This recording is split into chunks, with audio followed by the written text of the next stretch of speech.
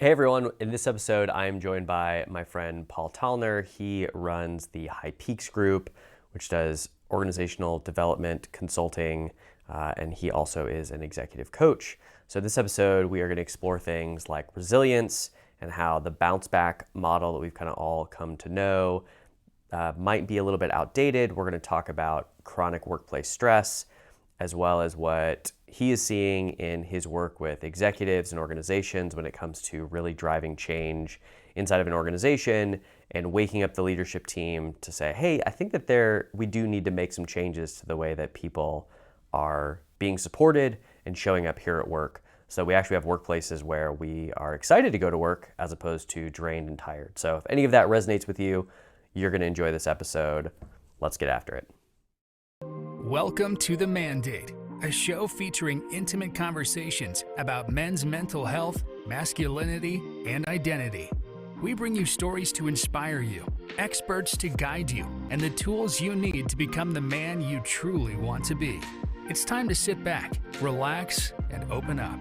Live from the Mandate Studio in Austin, Texas, here's your host, Adam Hoffman.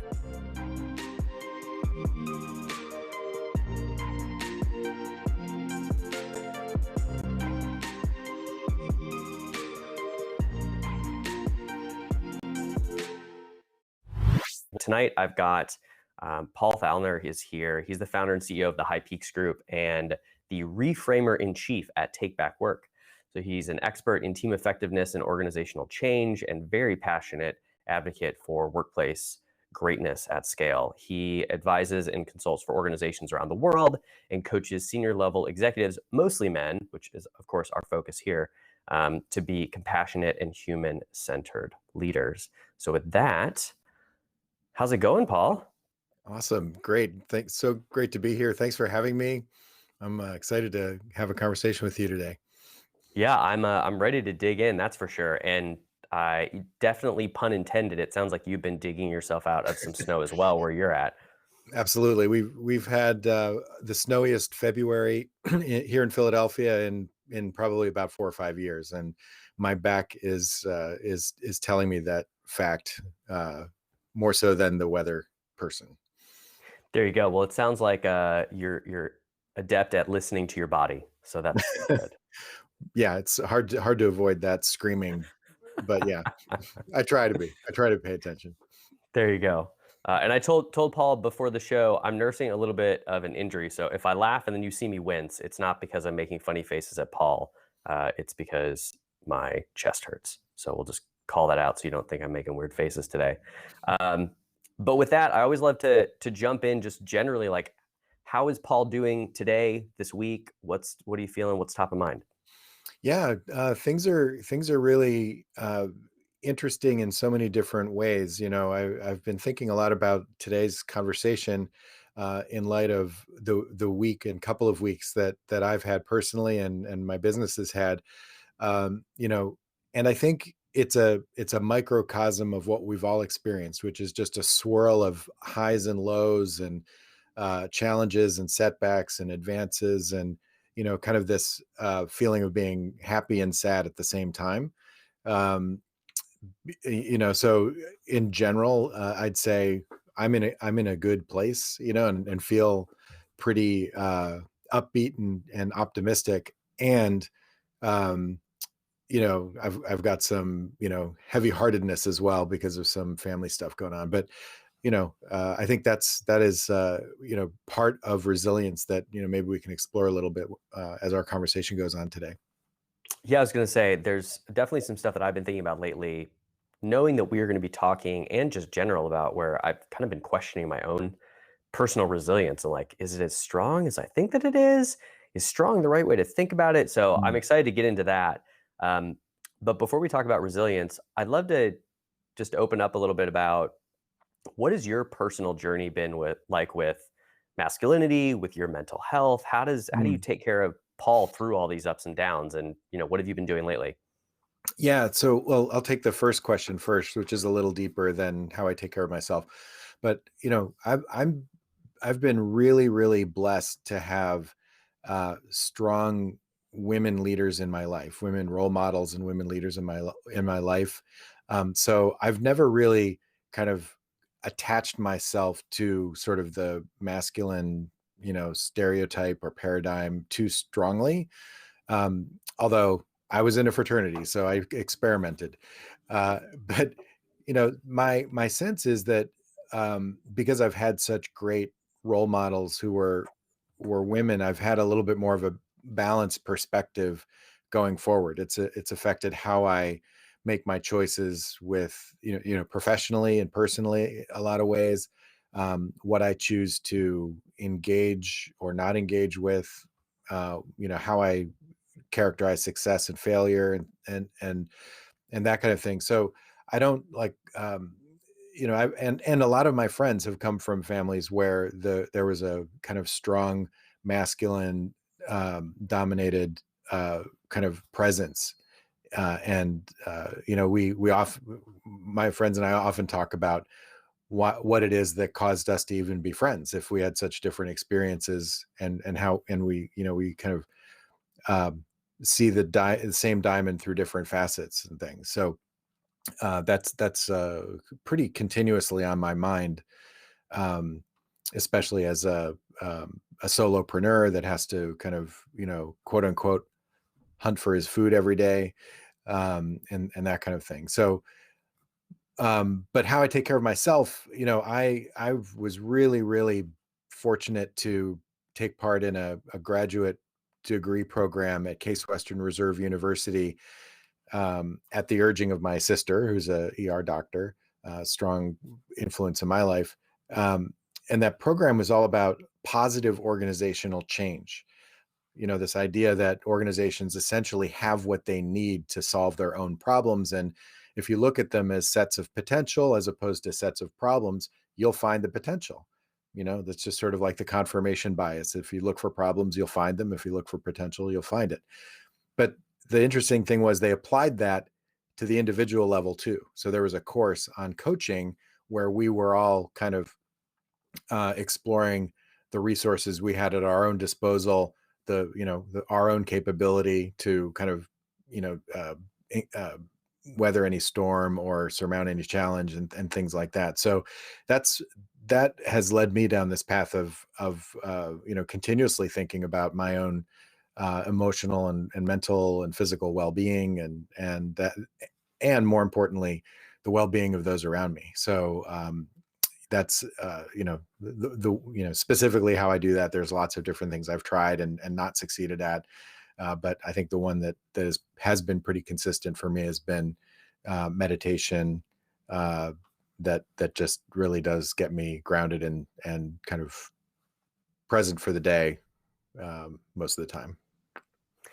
Yeah, I appreciate all that.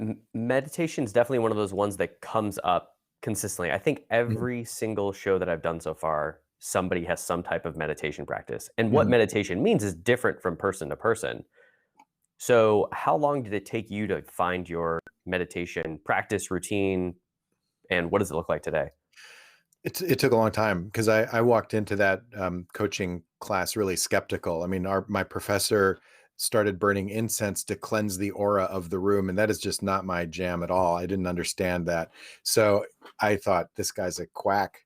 But but turns out, um, he is, the professor is Richard Boyatzis, and he's a world-renowned researcher in the brain science of resilience and coaching.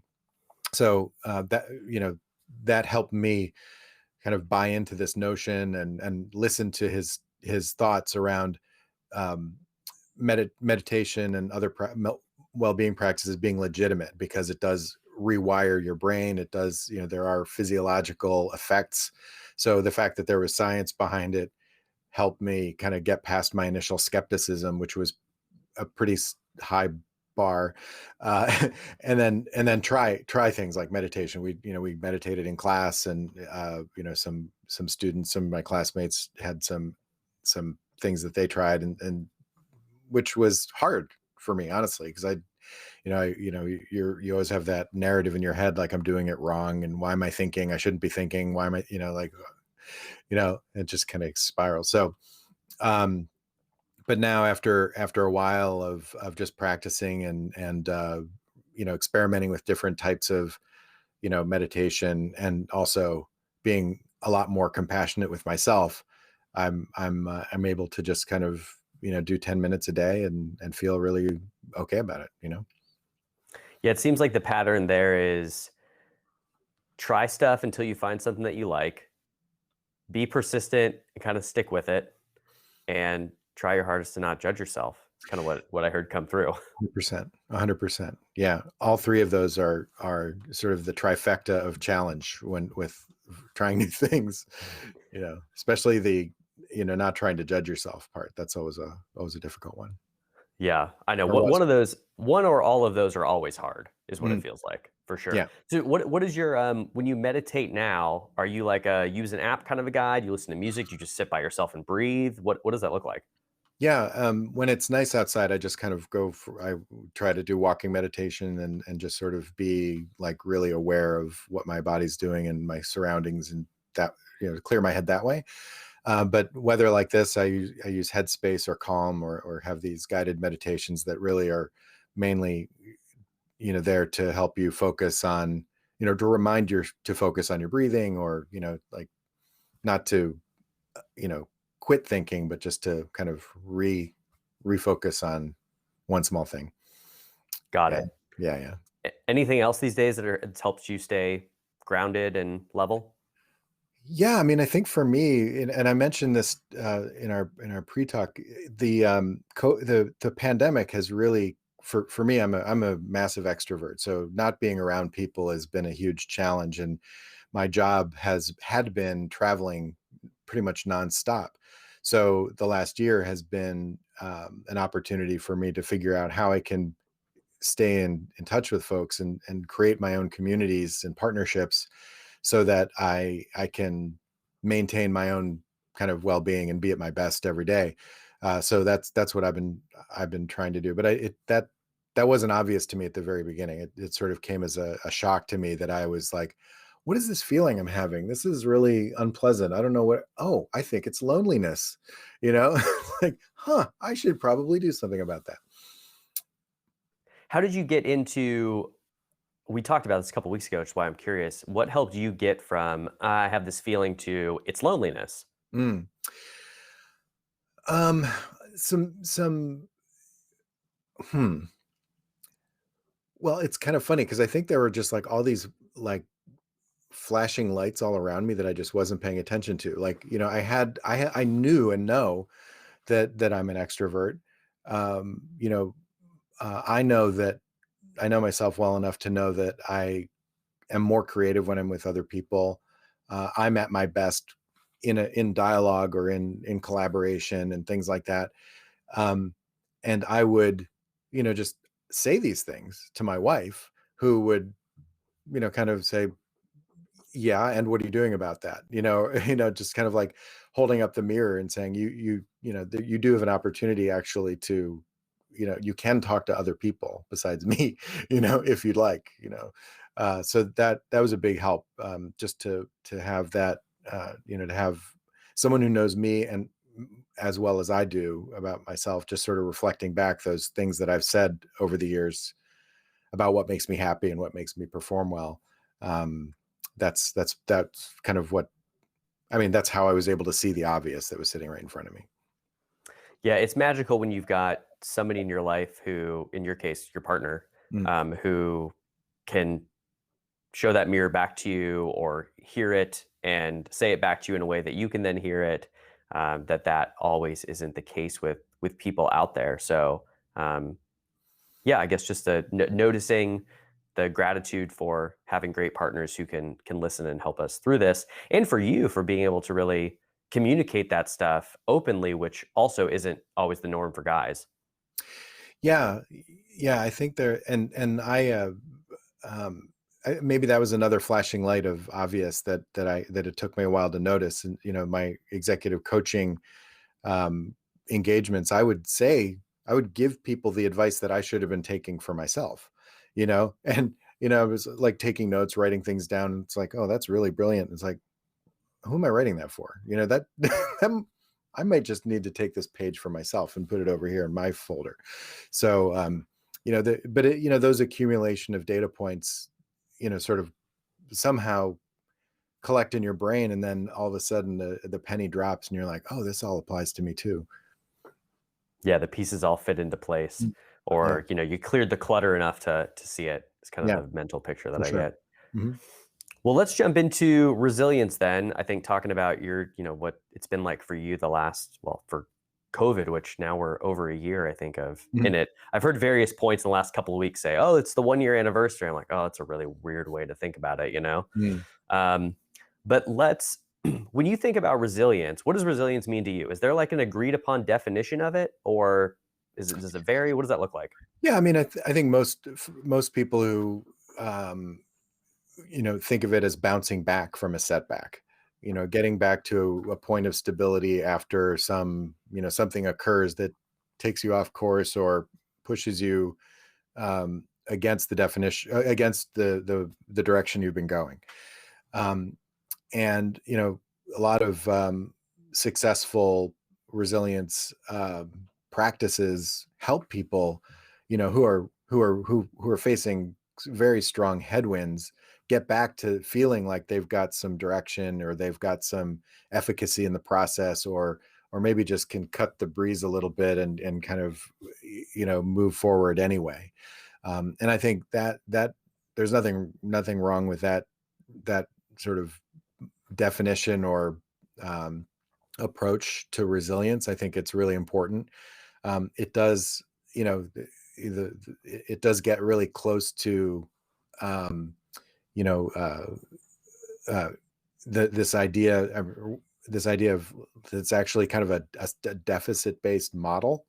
I think when I think about setbacks and returning back to normal, I'm thinking like the pandemic. Everybody's like, when are we going to get back to normal? It's like, well, we're not actually going to get back to normal. And what was so great about normal anyway, that we want to get back to it? Why don't we skip that and go to the next thing? So when I think about resilience, I think there's, it's an opportunity. These headwinds that we're facing, or these setbacks that we're experiencing, are opportunities for us to skip past wherever it was we were and go to whatever definition we want to create for ourselves in a new way. That's kind of how I'm thinking about resilience, is a little bit more of a strengths-based approach, or an abundance model, where these setbacks create opportunities to just kind of redefine. Got it. It's a friend sent me an Alan Watts book recently that I've started reading, and the section that I was just in was kind of talking about how, as humans, we've created this obsession with always living in anything but the present, Mm. right? And it's like, oh, well, tomorrow it'll be like this. So if I can just get tomorrow, it'll be okay. But if you go with that line of thinking, then there's always tomorrow, Mhm. which creates also, or you're living in the past and hoping that we get back to that normal, as you mentioned, when in fact there's so much goodness in the present. And there was a great example of somebody, or an anecdote about a person who is expecting to have a surgery in 2 weeks, and they're just, for those 2 weeks, they're just thinking about how miserable the surgery is going to be and how hard it's going to be, and they how fast they be able to get back to normal, when in fact they're surrounded by people who love them, and they're eating great food, and they've got a roof over their head and things like Mhm. that. And it's like, oh, but we're so blinded by it because we're thinking about what's in the future. So if and I relate that to this idea of resilience, of kind of thinking about what's ahead, or hey, I just had this setback, how does that create opportunity? Mhm. Have you found anything that can help people in that moment of that setback to get them in that mode? Yeah, yeah, 100%. And this is another kind of experience I had of the pandemic, where the lights were flashing all around me, and and I wasn't quite seeing the signals through the fog. Um, so I was, um, uh, pandemic, being alone, work, chaos and uncertainty and all that other stuff.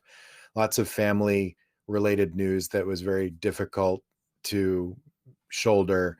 Um, and found myself really, depressed, like literally depressed, clinically depressed. And at the same time I was doing that, I was asked to create a resilience course for the ski industry. So I'm like doing all this research on resilience while I'm literally having a meltdown, and looking for a therapist and trying to get my life in order and everything. And it was really, really challenging. But in the and I think this resilience course that I created and the model that came out of it is something that really helped me through that challenge. And one of the discoveries that I think that helped me and may help others is this idea of being just completely truthful about the situation that you're in. Because you talked about living in the present, and there's all kinds of good in the present, and I would say actually there's a lot of truth in the present. Some of it's good, some of it's not good, really not good. And I think if you have the strength to really truthfully understand and lay out what's really going on, then I think you have a good chance of moving forward into other dimensions of the model I created. But it starts with this idea of really understanding that you have to, we call it. I mean, this is a clinical term actually from therapy, but this idea of radical acceptance. Just like you really just not wishing something is a different way, but really truly looking at the situation for what it actually is. And sometimes it's hard to look at. Yeah, it really, really is. And it's this idea of what that says to me is this: we're so good at attaching stories to Mm, what happened to us, where we want it to have more meaning than maybe it necessarily has. In some cases, that might help us. At least for me personally, I feel like it hurts. It gets in the way a whole lot more. This thing happened. Okay, well, I just decided it's going to mean all these things. We tend to make things mean negative stuff. I don't know. At mhm, least that's what my brain and ego like to do. mhm. Um, so, is there anything that you found in this model that you've created that can help people kind of have that reframe? I think so. And is it all right if I just share it real quick? Yeah, yeah. This model. I mean, just we can use our technology to show a quick picture of it so that people get a sense of what we're talking about. I think it's a little more helpful that way. Um, but in this, there we go. You can see it here. So basically, the center of the model is all about understanding. There we go. The staunch realism with personal agency. So that is what's really going on, and balancing that with what do I really control, and letting go of those things that you don't have actual control of, and being honest with yourself about those things. I think that's the starting point. Being really really diligent about understanding those two things. But understanding this gives you the courage to face the situation, which I just talked about, but also the courage to face the triggers that you experience along the way, right? So, what is it about, I talked about loneliness before. What is it about loneliness that has me agitated or gets me off my game? There's some, stuff under the iceberg there that probably is worth discovering. But facing that is an important part of the process, and we can get through what are our threats and what are our triggers that way by understanding that they exist. And then the other side of the coin here is developing the confidence to um, access the possibilities, right? So and I we think that's based on or possible or that can happen when we do get a clear view of the situation and what we can control. That does filters out all of the wishful thinking, all of the ideas that we think we should do or that other people say we should do, and gives us a kind of a filtered and sort of clearer and more pure set of possibilities that are actually possibilities that are possible. How about that? um, Imagine that. yeah. And then the other here, and this is kind of a little bit more, we were talking about resources before. Um, uh, just an understanding of what resources we already have at our disposal to work on. Like we're not like when, a lot of times when we have a setback, we think we're broken, we're destroyed, we're crushed, but we actually have tons and tons of things available to us that we sometimes forget, like, like our values, our attitudes, our mindsets. We call those, self qualities, but also, your expertise and experience, like, which is like skills and knowledge. And then finally, your family, friends, and community, the social supports that keep you going. All these things are, if we need to remind ourselves that these things are there, so that we don't kind of fall into the trap of believing that we've got, we're completely tapped out and have nothing left to be resilient with. Yeah. You know what this makes me think about is how cool it would be to have that as like my resilience card. Because what I find is that when you're in the moment of some unfortunate thing happening, when you're really trying to, muster the energy or what have you to go and move forward in some positive direction and not just be buried in what's happening, it's like this card that you almost pull out of your pocket and you're like, oh, okay, great. Here are the, the things that I've wrote about when I was not in this triggered situation of like, these are all the resources that I have. These are the Mhm. possibilities. Yeah. That it would just be a helpful little one thinger to keep in your pocket almost. Yeah, yeah, it's kind of funny, like, the way this evolved was, some conversations, as I mentioned, this was, largely driven by a need in the ski industry to deal with, um, the pandemic, and what are ski resorts gonna do when customers start coming back. Customers are going to want to be in vacation mode, but they're coming into a workplace where the employees have not yet left their, that COVID paradigm, right? So there's a mismatch of so what do we do when an angry customer is, not wanting to put their mask on, for instance, or whatever, and then a very depleted, very tired, employee has to go up to that customer to, tell them to follow the rules. Like, how do you muster, the strength to do that, and day after day after day after day. That was the origin of this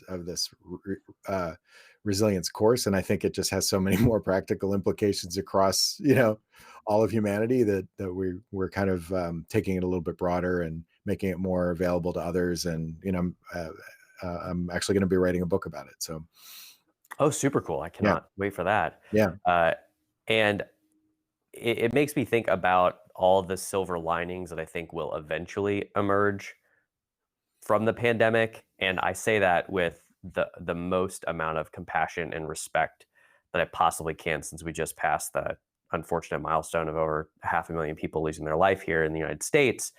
Um, but one of those things that, we can make sure that those people's lives are not in vain is that it's waking us all up to the need to take care of ourselves better and to Mhm, have tools and resources like these across all aspects of our life.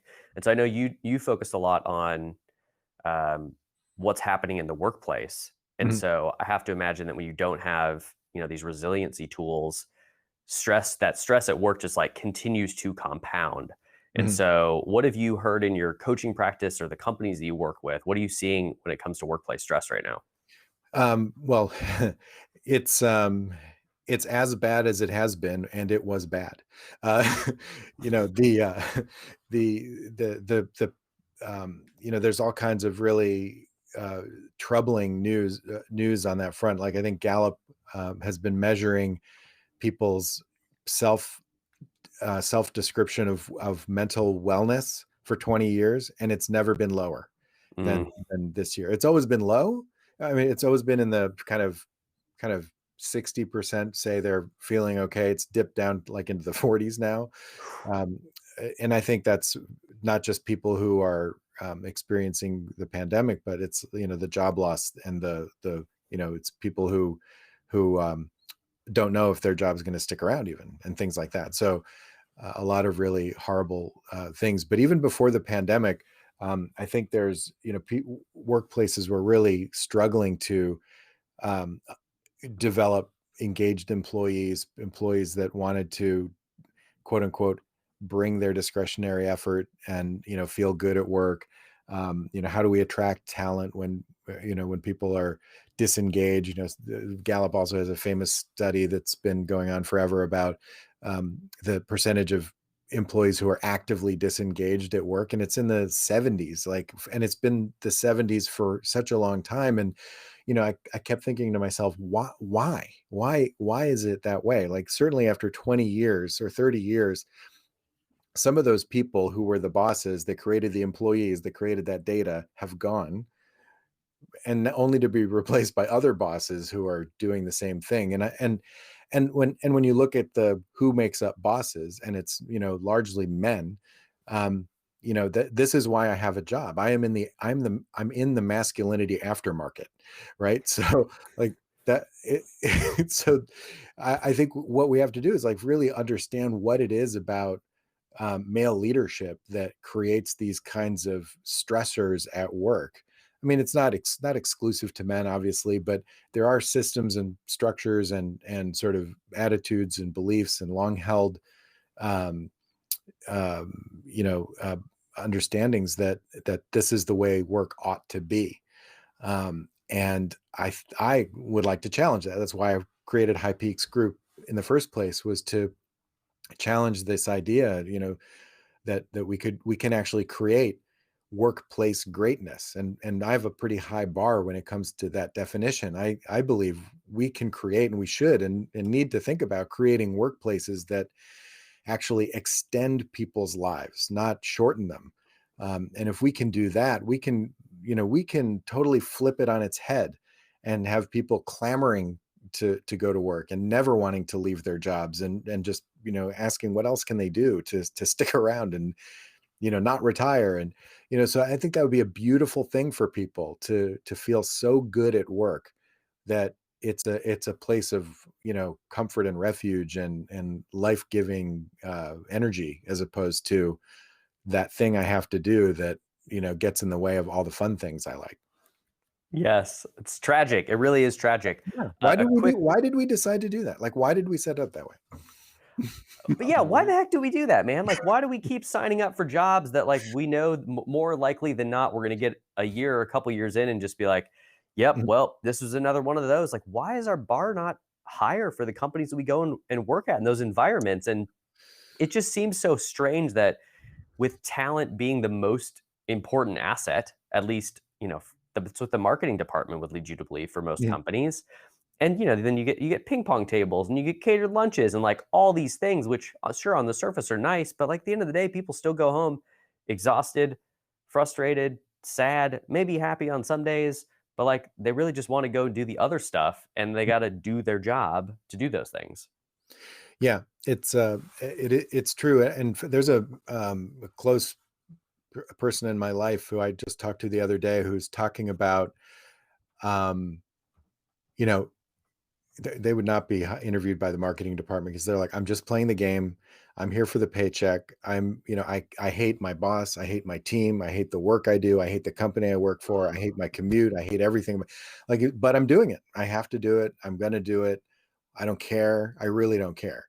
So, and I think about, like, okay, so how can I, um, with this, engage a person like that and have them feel like I'm not just kind of coming in with the next big fad, or trying to blow smoke, or whatever, right? And that, I think that's the challenge. I think there are way more people like that out there than we think. And we read all these great business books about outstanding cultures and great things going on, and and those are wonderful examples, and I think that's the exception rather than the rule. And we need to reach folks like that who really who it's I think it's more than just about being happy. I think it's about being, like, seen and heard and valued, and really having a belief that they're what they do with their time actually matters. But that to me, that's what I'm trying to do. And how much do you think that this comes down to one of the things you alluded to earlier is that most organizations still this day are run by men, Mhm, predominantly white men, that gets in the way of a lot of this change happening. mhm. Yeah. Yeah. So, uh, and I think it, and we keep hiring them, right? And they keep ending up as CEOs, even despite all of the attention we pay to um, trying to create more inclusive workplaces and creating more opportunity and things like that. We still end up, where we are. So it sometimes feels like just an impassioned conversation as opposed to actual action in a lot of ways. So, um, I think we all have to do our part. Obviously, we all have to kind of create those moments and opportunities. I know I've had coaching conversations with people where boss was considering promoting people or bringing new people on board, and trying to direct that conversation in another path so that they see other possibilities and other options for themselves, and for the see other people in those seats. um but it is it's a you're fighting against momentum and mindset in those conversations. That's really hard to get people. And these are all well-intentioned people who are nice enough.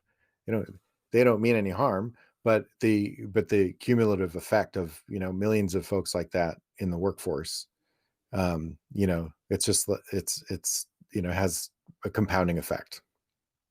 Yeah, for sure. You've got years upon years of experience too of, well, this has worked in the past, so why don't we just keep doing it this way? And it seems like it's still easy to ignore a lot of those, like polls like the Gallup poll, right? And I think you mentioned kind of confirmation bias earlier as Mhm. well. Is just, you look at that or you think, oh, well, yeah, God, that really sucks, but certainly not my company. I wouldn't be doing this. What have you found anything that makes it hard or easy for leaders to look at what's really going on in their organizations and take a step back and say, like, oh, wow, we really need to rethink how we're operating here? Well, there are stories of where it's worked, but I think the reality of most businesses is that when it comes down to prioritizing um, inclusion, uh, it it it has to compete against profit and all of the other things that everybody else is so good at and gets rewarded to do. Right? So it's not seen as sort of a core function of anyone's job. It's seen as kind of a way of doing their job, and it's easy for people to just kind of blow it off and ignore it, or put it farther down the priority list, kind of a we'll get to it later kind of thing, and then it just never gets attended to. And so I think that's the challenge that we need to get into boardrooms and um, C suites and things, and sort of make sure that that the strategic priorities are right in an organization, and that there are real consequences for failing to achieve those strategic priorities around inclusion, you know diversity, fair hiring, fair recruitment, all those, fair pay, compensation. The Salesforce.com, famously leveled their compensation. They had a huge gender gap in their compensation structure. It took them like 18 months to level it out for everybody. They went back a year later and it was all out of whack again a year later. Wow. How did this happen? Like, like it requires an enormous amount of effort and focus to maintain the momentum. You can't just do a workshop. You can't just do a workshop. Famous words right there. So I was going I to know. ask you next. Says the When guy who you does workshops. exactly. So when you go into an organization, what is I'd love to know two things. One, why do people come to you? What are they looking for? And then what does that work look like inside of an organization, kind of start to, I won't even say end, but just start to journey. Yeah, well, I know people come to me because I kind of give them a straight answer, and I don't try I'm sort of like the safe, um, positive OD guy, because I don't talk like the normal organizational development people who are kind of very abstract in their language.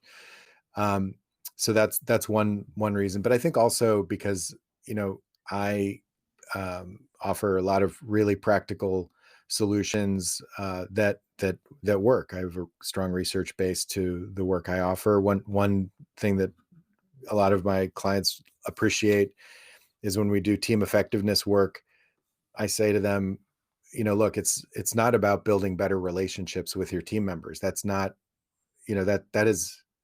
that's an outcome of work that you do together. So, you know, doing an icebreaker, doing an offsite where people are kind of like, zip lining or something like that is fun, but it's not going to increase team effectiveness. Um, what does increase team effectiveness is scoring a win together, like actually doing the hard work of getting a win. Then the relationships start to form, and then you can go have fun.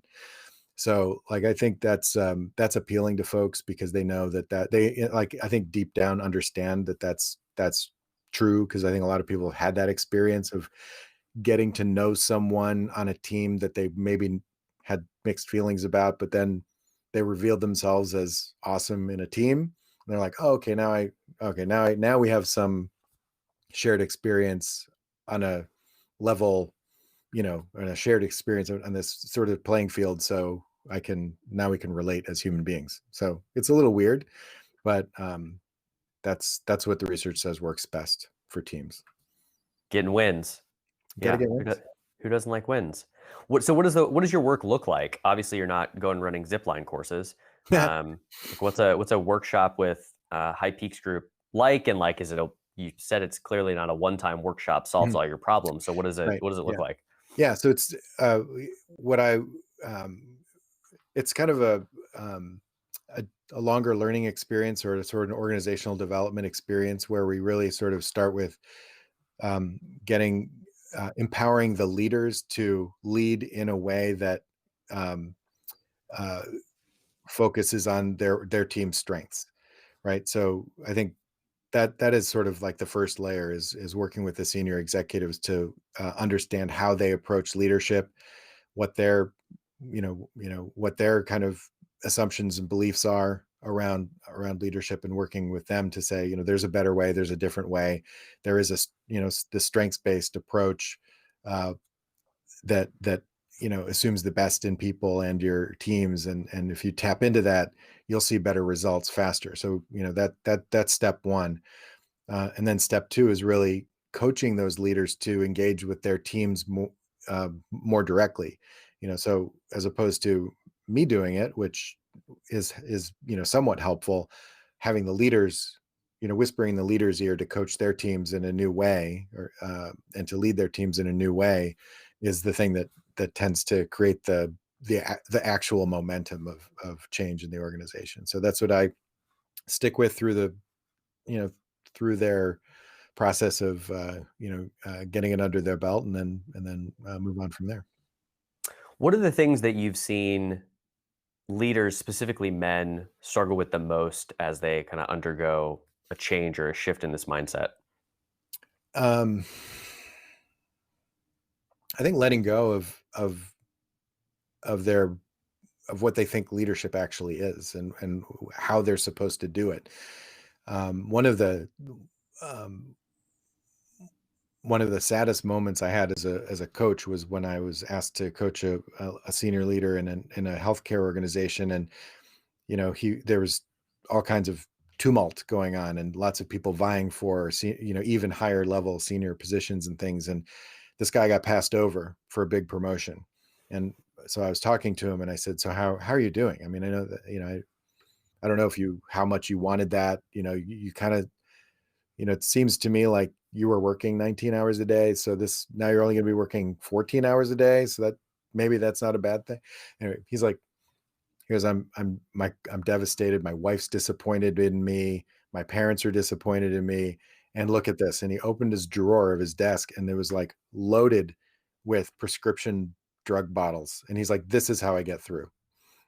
I'm like, wow, okay, we've got a problem. So obviously that became more, that was not a coaching issue. That became something else. But I think that's what those are the options men sometimes feel like they have, they're limited to, which is this sort of like stuffing it down inside and sort of, medicating or, somehow trying to forget the actual feelings that they're feeling, as opposed to expressing them and, naming them and giving them some daylight. So I think when they do, like, my experience telling, when we started, just the ability to talk about what it is you're experiencing, it just helps. It really does. You get a chance to say things out loud, whether it's to a coach or a therapist or even just a buddy. Really does help put things in perspective. And going back to the resilience model, getting a clear understanding of the situation, and seeing it for what it really is, and not what you're mad at. You know. Definitely. What has helped you, or have you heard through your clients have helped them with that initial sort of opening up? Hey, let's talk about it. Yeah, there's typically, for men, uh, it's either a slow evolution towards some form of enlightenment, which is rare, or it's a massive wake up call event. Annie McKee, who's a former boss of mine now, is a doctoral advisor at Penn. Wrote in a book with Richard Boyatzis and Daniel Goleman about these wake up calls, these sort of massive events that sort of like ring people's bells and get them to sit up and pay attention and recognize that, hey, this isn't going the way I was planning it to go, or it is going the way that I planned it, and it sucks. Right. So like, hey, I'm a brain surgeon, but I literally have no life, so like, that's not cool. I don't know my children. So, like those kinds of wake up calls are the things that really get people um, to kind of stop for a minute and recalibrate. And if they are, have the presence of mind to bring in a person to speak with, whether it's a coach or a friend or someone else, they often are able to um, reconcile where they're at. And some go back to what they were doing, but they're happier, and some change course entirely. Yeah, I'd love to go and read that book. Do you happen to know the title of it off the top of your head? Uh, yes, I think it is called. Well, there's a number of books that Annie McKee has written on this subject. One is called "Becoming a Resonant Leader." This is one I would recommend to anyone who's like wants to do a little self exploration, uh, and sort of self reflection. It's a workbook, literally, of exercises where you can, go through your own private self exploration, and is designed for an executive to do on a plane. So really, really good. But they do talk about wake up calls and some of this idea of what, when we kind of find ourselves in a situation that we didn't expect. Yeah. I wake up calls is one of those ideas that I'm kind of becoming more obsessed with. Is a little pushes it a little bit too far, but like very, very interested and curious about. Can you pinpoint any major wake up calls that you've had in your life that's kind of been like, oh, whoa, I need to look at this differently? Or are you the slow and steady enlightened guy? No, no, definitely not. Well, one I just recently wrote about was a hike I did in the Grand Canyon, where I was, it was, again, ironically enough, it was a leadership development experience hiking for a week in the Grand Canyon. I went, and my brother-in-law had died about 10 days before this trip. So Oh, he had literally fallen out, he had a paragliding accident where he fell. Um, so now I found myself hiking on this trail in the Grand Canyon, and there was steep cliffs, and I literally lost it. I lost my mind. I was unable to proceed, and there's a story of how the guide helped me through that process and helped me to sort of really, really focus down in on just the thing I could control, which is just the ground under my feet. That's all that mattered. Everything else was just, you know, irrelevant and not worth paying attention to. So he opened his umbrella to shield me from the sun and the peripheral view. So that moment, I think, when I was like feeling like I was going to die, was a huge wake up call for me, because I recognized that, I was not kind of emotionally and mentally prepared for I hadn't done enough work personally to be ready for that. And it deepened my practice and meditation, and also in leadership, because I felt that, I wanted to be better than that. Yeah. But I was on that path to just being like, well, I'll mail it in. You know, it's just a walk. Why wouldn't I? What's so hard about that? Walking through the desert, you know. Yeah. You never know when the thing that you think is easy is going to end up being the hard one. That's for sure. Yeah, But yeah. I appreciate you sharing that. I mean, that's quite the story. You said you wrote about it. Is this a publicly written about thing, or you wrote about it just in your journal? Yeah, no, I wrote about it. It's on LinkedIn. So if folks want to check out the post I put there. It's also posted in my blog, highpeaksgroup.com/pathfuel, but easier to find on LinkedIn probably. But thanks for putting the website up there. Um, yeah, and I would love actually feedback on that. If folks want to share their experience, or talk a little bit about those moments where they've had wake up calls, or or serious kind of crises of conscience. It'd be really great to elevate those stories for others too. Be more Yeah, than no, I happy. like that idea. I'll definitely include that in the show notes, and we'll share it out when we're sharing more of the episode. That could be a fun follow up thing too, like we're kind of discussing earlier. Is if you Sure. you watch this, we want to do a follow on kind of AMA after people have had a chance to listen, and maybe we could bring people up to share their wake up moments and what came after it.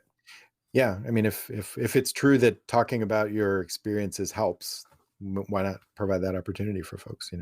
Yeah, that'd be cool. We'll make it happen.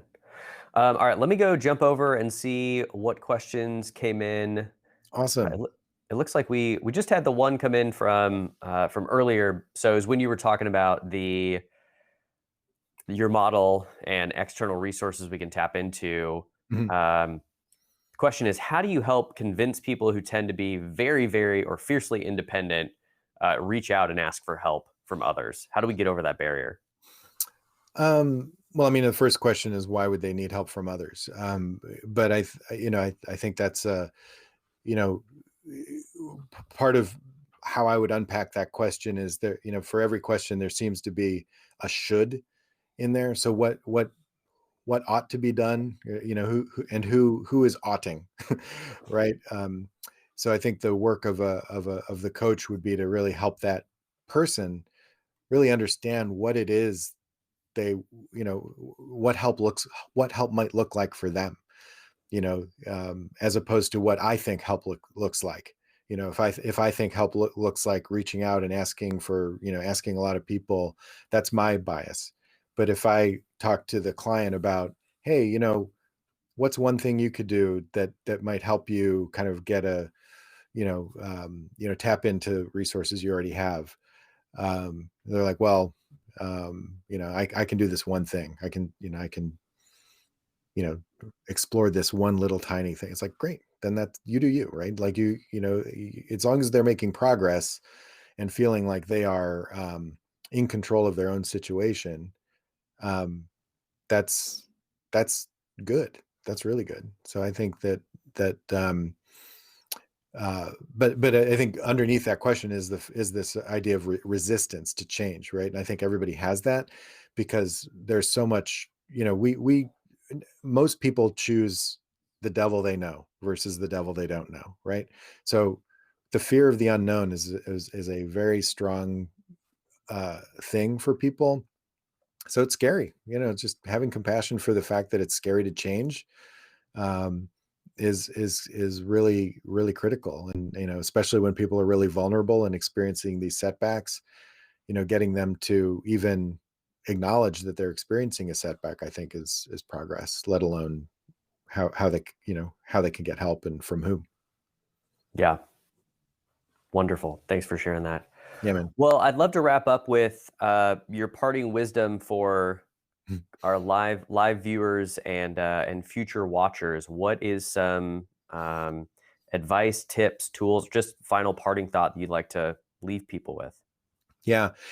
I think I kind of want to start where I began with this idea that we're all kind of capable. Like, we are, like if a guy like me who walked into a graduate program in organizational development as a skeptic can walk out of that program uh, believing that people are essentially glasses half full, uh, then I think that's something that might be worth paying attention to. Like, and I hope that others believe that and feel that and are willing or willing to be open to that idea that everybody you encounter is a glass half full and has tons of resources to help themselves. They might need some support and help along the way, but if we just sort of have a fundamental positive regard. This is what my professor David Cooperrider said about about organizations and people. It's like, which is basically love. If we have fundamental positive regard, unconditional positive regard for others, I think that takes us a long way in making sure that we're just creating a better world. We're seeing each other as human beings. We don't have to get wrapped around the axle about what's masculinity, what's not masculine. Am I being, those are all very important and complicated topics. But I think at the end of the day, if we can just sort of unconditional positive regard for others, I think we'll be well on our way. There we go. We just need more love in the world. More love from the city of Philadelphia. Exactly. Brotherly love. Well, I so appreciate you coming on the show tonight. I look forward to more collaboration, since now that I know that is something that you draw a lot of energy off of. So I look forward to what's going to come. But thanks for being here. My pleasure. Really, really delighted to have this conversation. I could go for hours on this, but thank you for having me. Yeah, we'll have you back on again. We'll keep going. Next week, we've got another great show coming up. I hope that you will tune in. Of course, if you haven't already, give us a follow at Mandate the Show across, I think, pretty much every channel. So whatever your jam is, we're there for you. I try to send out a weekly update at the very least with the show that's coming up. So if you kind of want that notification the day of, it will go out on Wednesday. You can do that at the website. There are at least 14 episodes, I think, up on the site right now for you to go back through if you want to watch them, because that's your style. Cool. If not, we are on all major networks as well. And then, of course, you can always get in touch with Paul across LinkedIn, Facebook, and I think Twitter, but man, that might be wrong. Anyways, High Peaks Group across those channels. And then if you want to learn more about what they're up to, it's right there for you. So thanks, everybody, for being here tonight, and we will see you next week. Thanks for listening to The Mandate with your host, Adam Hoffman. It's time to do your part in raising awareness of men's mental health, shifting the stigma, and having a positive impact on someone's life. Share this episode with a friend who could use some support and post it on your social channels. Have questions or thoughts? Text Adam at 512-980-3935. Find more episodes, upcoming live shows, and life-changing resources at mandateshow.com. Your mandate is to take your mental health seriously. Be courageous, stay vulnerable, live authentically. Until next time, y'all.